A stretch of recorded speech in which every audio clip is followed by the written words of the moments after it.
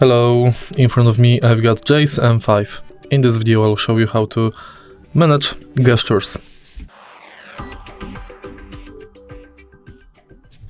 Firstly, take them out of the charging case. And now take a look.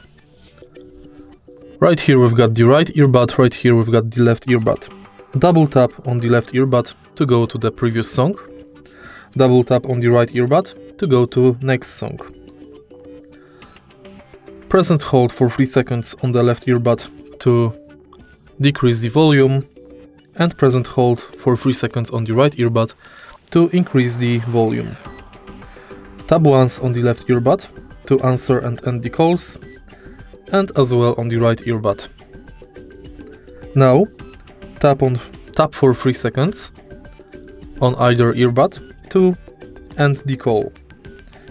Press 3 times on either earbud to activate voice assistant.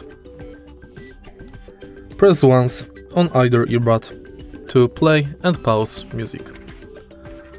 And that's basically it. If you find this video helpful, please leave like, comment and subscribe.